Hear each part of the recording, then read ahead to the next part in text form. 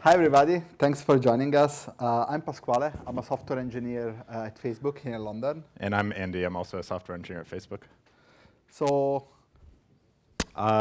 So for our presentation, we're going to be talking about threading on Android and specifically trying to demystify some of the primitives that Android uses to expose its threading abstractions, share some practical experiences that we've had with threading, and talk about using multiple threads for performance on Android.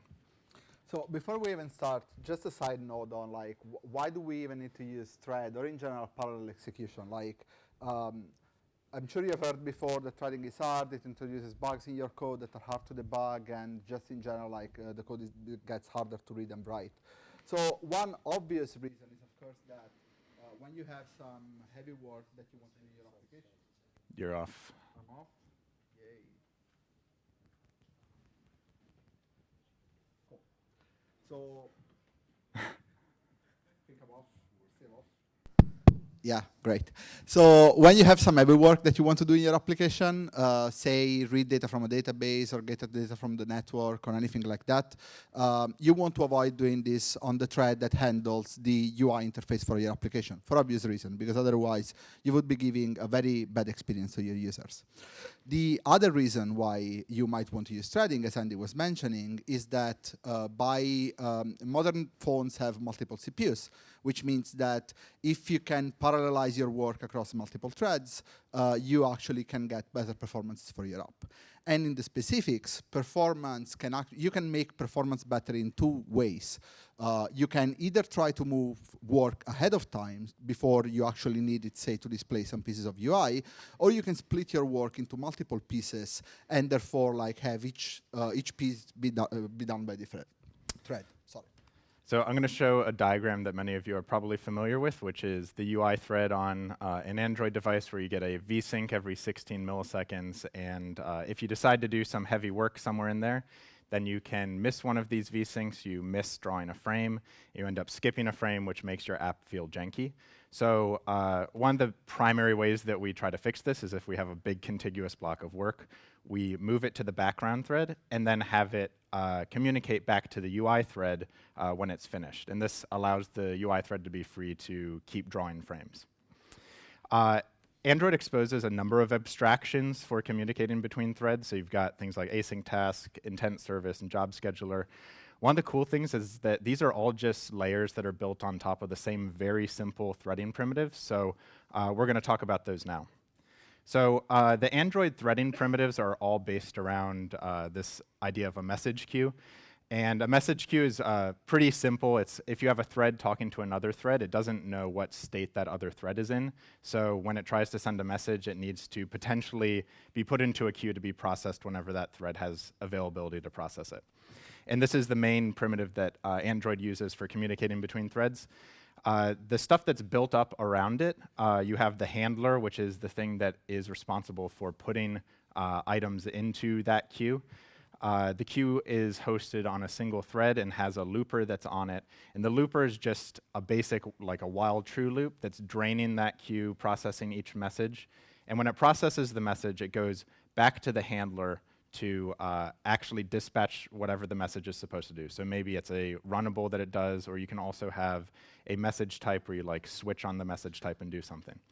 So in this regard, the handler plays two roles, and it kind of allows you to namespace your different messages that can be run on the same thread. So for example, with the main thread that has a looper built into it, you can have different handlers that are all referencing that same looper that have their own namespaced messages that can be processed on the main thread. So Andy mentioned that this primitive is actually quite simple. It's actually so simple that we'll just go through very quickly some of the pieces of code that are implemented in the Android OS to implement this. And you'll notice this is actually not very much. So let's start from Android thread. Android thread is a simple thread implementation that just exposes the concept of looper and message queue out of the box. So whenever you start a handler thread, what the handler thread does, it creates a looper by calling looper.prepare, and then it starts it by calling looper.loop. Oh wow, our dimming of code really dims. So what happens in prepare is actually not that, it's pretty simple as well. All the looper does, it creates a new looper and then it associates it with a thread local variable on that thread. And this is just a system made so that you can allocate handlers very easily, so handler can just go to the thread local and get the instance of the looper, and you are guaranteed that you only have one looper per thread. That is actually pretty important. And in terms of what the loop implementation does, as Andy mentioned, it just takes hold of the queue, it does a while true loop, and in this while true loop, just tries to get the next message out of the queue and dispatches the message to the target. Where the target, as said, is really just the handler itself. The handler implements two parts of the system. On one hand, it implements the dispatch message, where it decides to either run a runnable if the message callback is not null, or to just fall back on your subclass implementation for handle message. And then the other part is when you create the handler, as said, take holds on the looper on this thread. If this thread does not have a looper, it crashes, asking you to provide a looper, and it takes a hold of the queue on that looper. And then whenever you want to enqueue a message, all that this does is really put in a message on this queue that it took from the looper.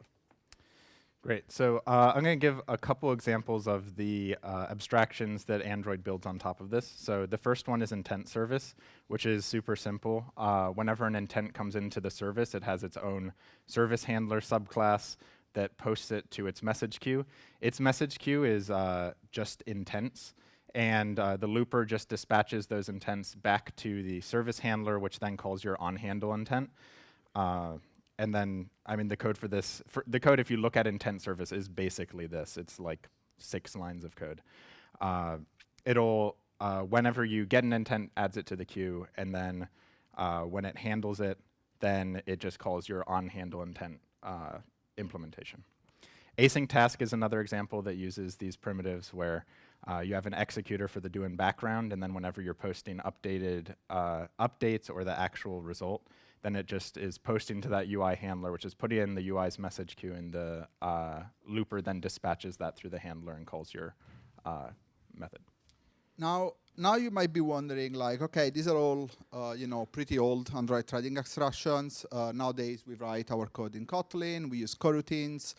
So why should I care about any of this concept, and how do they apply to what we're doing today? So, I mean, if you look at literally the first line of documentation on coroutines on the Kotlin website, coroutines are essentially lightweight threads.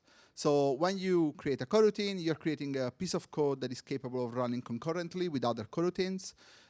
You do not allocate a physical thread, but that's just because the parallelization is done by the language itself rather than the operating system. I mean, if you're not super familiar with coroutine, they're actually pretty simple to define. All you have to do is you use the launch function to define a piece of code that can execute concurrently with another piece of code. This code will print hello world in the right order, just because the coroutine will immediately go and delay its execution by a second. And since it's cooperative multitasking, I mean, what happens is that really the controller goes back to the UI thread immediately, that can print hello, and then it goes back to the coroutine that can print word. So pretty simple. Now, since coroutine are basically lightweight threads, they also present the same challenges that normal threads present, which means you do need a way to be able to communicate between coroutines in the same way that you want a way to communicate between threads. Turns out that the language itself provides pretty much the same mechanism. Coroutines expose this concept of channels. Now, channels are very similar to message queues. A channel is basically the queue in the examples that we were seeing earlier. And a coroutine can send a message on the channel, and another coroutine will get the message from the channel. And the coroutine that is getting the message from the channel basically does the same work that the looper was doing in the receiver thread, in the handler thread. Very simple example of channels. Again, very simple API, very nice to use. You just declare a channel. Within a coroutine, you can send messages to a channel, and then you can receive these messages either from another coroutine or just in your function scope. Now, what channels give us on top of normal message queues is that they give us a bunch of ways to handle back pressure automatically. Let's see a bit what this means.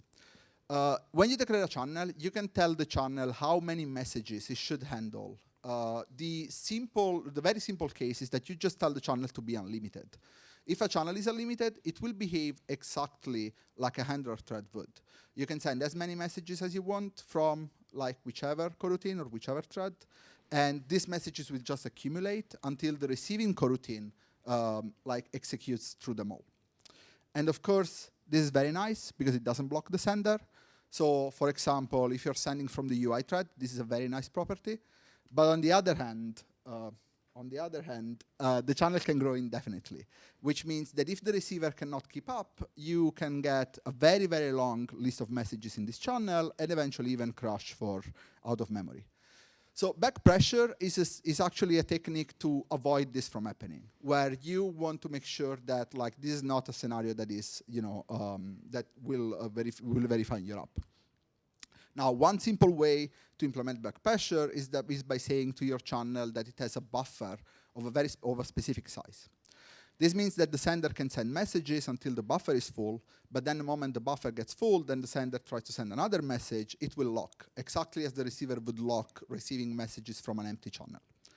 And this is, of course, very nice because now you have guarantees on the size of your queue, and you have guarantees that the receiver will never fall behind more than the size of your buffer number of messages. But this also means that the sender might end up blocking, which, depending on what you're trying to model, might not be ideal. Another way to implement back pressure is by using a conflated channel. What the conflated channel gives you is that the sender can send as many messages as it wants without blocking.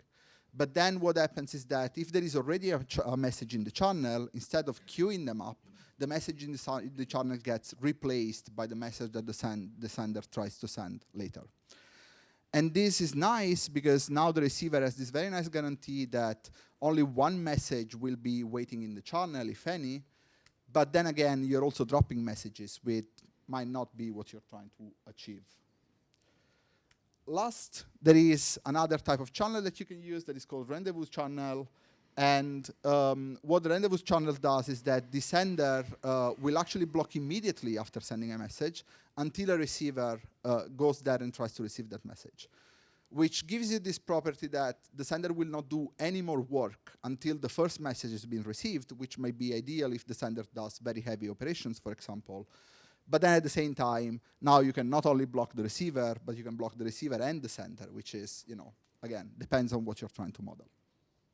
Great. So we've covered some different ways of communicating between threads and coroutines. So I'm going to talk about the other side of threading, which is about threading for performance.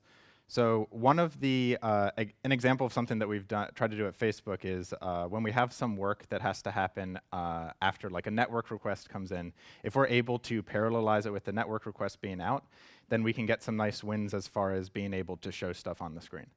One of the obvious problems with this is if the network is much faster than we might predict, and now you have the work in the background is not done by the time that you need it on the main thread. And there are a couple strategies that we can do to try to fix this. So one of them that kind of isn't the greatest is you can just redo the work. This actually is worse than not having done it in the background at all, because now you're actually competing with yourself on another thread, especially if that work might take out the same kinds of locks that the one on the main thread is doing. And another potential solution is to use something like futures.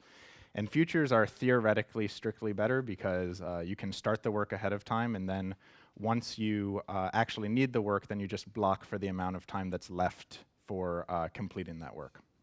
So the code for converting something to a future is very simple. You might have something where you're like doing some expensive operation like generating a view model, and really you can just create a future task that the callable on that just calls generate. And this gives you the opportunity to run it on any thread and block on the result from any other thread. So unfortunately, I would love to say that this was like the magic solution to our problems, but it actually had a lot of issues, and we'll talk about them by talk about an experiment that we ended up running to try to highlight some of them. So for this experiment, we tried to first kind of simulate what might be happening on some of the phones that we're seeing bad behavior on. So we loaded up the CPU a little bit more by running some threads that are doing just throwaway work at a low priority. And then we wanted to set up this thing so that sometimes the main thread would be able to do the work, and then sometimes the background thread would get to it first, and the main thread has to block on the background thread. And because we want to see both cases, we came up with something where we just create the future, send it to the UI thread, send it to the background thread, and it's a race to see which one gets it. The first one who gets it gets to execute it, and the second one has to wait on the other one. So you basically have these two scenarios, one where the UI thread is executing, and one where the UI thread is waiting. And the code for the experiment is basically this. This is what we used.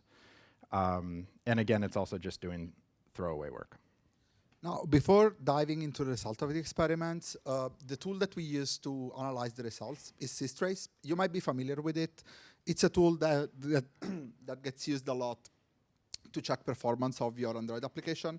Now, I want to focus on a feature of systrace that you might not be super aware of, or at least I wasn't in the beginning, which is if you zoom in on any of the instrumented blocks and you look at this highlighted line here, this actually gives you a lot of interesting information about the status of the thread. So the thread in this case, you see that there is a first block in light blue. That means that the thread has some work and it's ready to execute it. Then it goes into a green state. That means that the thread is actually executing some work. Whenever you see a white block, it means that the thread wanted to execute some work, but it couldn't because it was either locked or scheduled, like not scheduled to execute. No, sorry, this is just locked. Then you go into the ready state again, and then you start executing again. And it's especially interesting to notice that whenever you go into the ready state again, it's usually because someone unlocked you, which means that if you were trying to acquire a lock, and that lock was held by another thread, whenever that thread leaves that lock, frees that lock, you now get waken up by that thread, and systrace tells you which thread ID was waking you up, which means that now you can go and look at which thread was holding the lock while you were trying to run. Cool. So when we ran this experiment and we were looking at systrace for it, we saw these very long blocks where the main thread was waiting for longer than we'd expect on this background work. And if you look carefully at the background thread, you'll notice that it's not, the top of it is not the color that we would really want. You can't see it maybe very well on the projector here, but that is a small little piece of green, and then the rest of it is blue. And this is because, this means that the thread, again, was able to run, but was not being scheduled by the scheduler. So this led us to realize that basically we have a priority inversion here where when we're blocking from the future on the main thread to the background thread is still running at its low priority, and it is not given anything special to make it run faster just because it's blocking the main thread. And on the other hand, the main thread is sitting there not able to do anything because it's waiting on this lock. So this leads us to kind of an important conclusion that you should be aware of if you're doing any sort of multi-threaded code with locks, which is that Android will not inherit priority for you, and you'll need to do it yourself. If you have any potential to possibly block on locks from the main thread to some sort of background thread, you really want to make sure that those background threads have the same priority as the main thread, or else you'll stall for longer than if you had done the work on the main thread. So once we noticed this problem with futures, well, we went and we implemented a bright new feature. Sorry, terrible joke, I know. The idea here is pretty simple. Whenever a thread is about to lock on another thread that to get the result of a feature, we check the priority of the thread that is about to lock, and if the priority that is currently executing the feature has a lower priority, we raise the priority of that thread so that it now has the same priority of the thread locking on it. And whenever the thread has finished doing its work, we can lower it down the priority again to what it was before. Once we go and implement this new thread inheritance feature, we see that now our background thread gets to run pretty much all of the time, which is what we wanted in the first place. And of course, we went and implemented these primitives also for other things like locks. So we also have a priority inheriting lock, which again, whenever a thread is trying to acquire a lock, if the thread currently holding the lock is a lower priority, we raise the priority of that thread, and then we lower it down again once that thread has released the lock.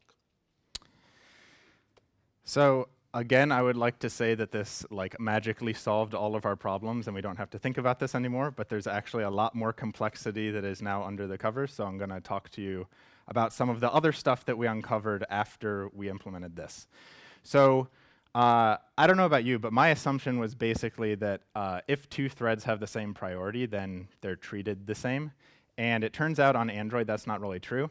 And the reason for this is because of OEM optimizations. So an OEM can go and do things that, well, they're incentivized to try to make apps on their phone feel nicer than the same apps on other phones. So they try to come up with these ways to improve the feel of apps on their devices only. And two of these examples of these are priority boosting and core pinning. So priority boosting is pretty simple. It basically just means that they will go find the main thread of your application and go bump its priority. And sometimes they'll actually bump it to priorities that they won't allow other threads to take, so you can't even inherit that priority. The other one that I think is more interesting is core pinning. And so that goes to just the architecture of mobile devices. So a mobile device with multiple cores, each of these cores can run at different frequencies, which is just the clock speed. The reason you want to have them run at different frequencies is just for energy efficiency. If the phone's not in heavy use, you don't want to be giving it a bunch of power to keep the cores up at a high speed. And these cores are organized into things called power planes. So the power planes control what cores are at what frequency. So for example, you might have a phone that has 4 cores per power plane, and that basically means that you control the frequency of those cores as a unit. You have some phones that have power planes that have 2 cores, and then you have some phones that have power planes where each core is independently addressable and can have different frequencies. So the OEM optimization that happens here for some devices is that they will make sure that the UI thread is pinned to whatever the best core on the phone is, which means that even if your thread has the same priority as the main thread, it may get scheduled to one of these cores that's running at a much lower frequency. So you have the same priority, you're running code, but it's running at 0.8 gigahertz instead of like 2.1 gigahertz here, which I mean, can mean that your code is running about half the speed as it would have on the main thread. These OEM optimizations are very OEM dependent and constantly changing because they're always trying to innovate on like what they can do to make apps feel better. So it's not really something that you should really overfit your app to, but I think it's kind of interesting when you try to do stuff that's non-standard, you might get kind of screwed by things that the OEMs are doing under the hood. So there is another thing that is not ideal about our priority inheritance future, because it is true that on one side we made the background thread go very fast, and it's doing the work that we needed it to do in the same time maybe that the UI thread would have taken. But I mean, if we go and check some of the cases where like this might be happening, we see that maybe the UI thread is actually waiting a pretty long time on this background thread. And while it's true that the UI thread would have probably done the same work on the UI thread itself, maybe the background thread has also some other work that it wants to do. And right now, we're not really optimizing for using our CPUs in the best way, because we have 2 pieces of work that we want to do, but we have one of our threads, actually the fastest, that is just sitting waiting for the other thread to complete all the heavy lifting. And the other thread that we might have boosted its priority, but it's still a background thread that is trying to do all the work. So is there any way that we can fix this? We were looking at like the data that came from production, and we decided that actually waiting on the UI thread was not the best possible solution. So we implemented a different way of doing this. Whenever the UI thread needs to get data from a background thread, and this background thread is running a feature, instead of simply locking, the UI thread can actually signal the background thread that that work is needed, and that actually the UI thread wants to take over that work instead of just leaving the background thread doing it. Which means that now the background thread, in theory, can transfer this work back, and the UI thread keeps finishing it. And the UI thread now has plenty of space to do other work. This is great, and this actually worked out very well for us, because it means that now we can really execute in parallel. And you might remember that when we started this presentation, we said that one of the ways to speed up your application is to make sure that all your threads are doing work like at the same time in parallel. Now, unfortunately, this is also not super easy to implement, because when we say work or when we have a future, it's just a very generic term. It's like the work might be a very big monolithic block of things that need to happen, and it might be stateful, and it might be very hard to like just transfer it from one thread to another. To be able to do this, you have to basically split your work into discrete pieces. And what happens is that every time you finish one of these discrete pieces, you go and check if another thread actually asked you to relieve control to it. And another thing that you have to make sure you do is you need to have very good ways of transferring the partial work between threads, because if the thread receiving the work has to do a bunch of operations just to understand where the work was left, this is actually not efficient and not worth it. Actually, there are a lot of very nice parallels between this and what you end up doing with things like coroutine. Coroutine as an API just like asks you to divide your work into a bunch of small pieces, when every coroutine can return a partial result to another coroutine, and that way like they can collaborate and use the CPUs in the best possible way. Great. So to conclude, we saw how Android's threading abstractions are implemented with a common set of primitives and some of their parallels with coroutines. We saw some different trade-offs in queuing strategies. We saw how to understand what your threads are doing in systrace. And finally, we got a reminder to always measure your performance optimizations, because they might not actually improve things like you think that they will. So thank you very much. Thank you. I guess we'll have some questions.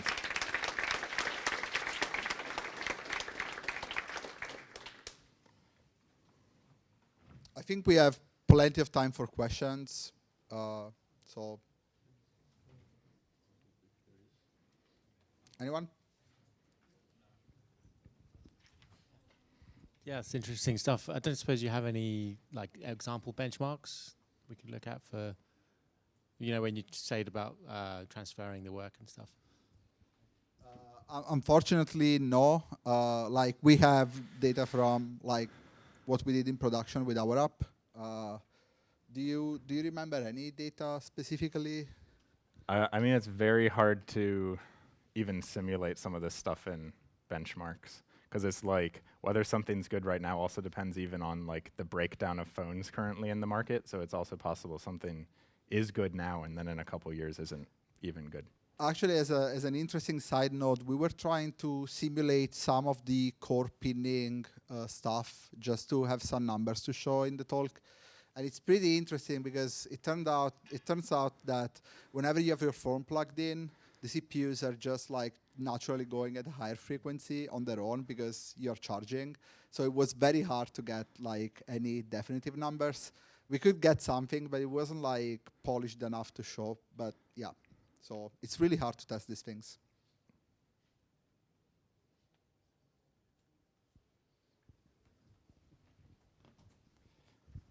Thank you for your talk. Do you invent some framework to break down work for pieces to transfer it? So no, not really. I mean, just for some context, me and Andy both work in a team that works on UI frameworks at Facebook, and we work on this UI framework that is called Lito. And one of the features of the framework is that it can do layouts in a background thread. And which is why we went and implemented all these things, because sometimes we have a layout that is being computed on the background thread, but then suddenly we need it immediately on the UI thread because, well, we need to display something. So yeah, we have in Lito ways to split out our layout computation so that we can do this. But no, we don't have any generic API, unfortunately. I mean, and the secret for us being able to do this is because the APIs that we tried to write are declarative, that they don't specify where you're supposed to do the work. It just specifies the work that you're supposed to do. And then we, as a constraint of using the framework, you have to be aware that your code can execute on any thread or it can execute multiple times. And by putting that constraint into the API and making the API declarative, that gives us the freedom to actually move stuff around and break it into chunks ourselves. But that's kind of specific to our framework.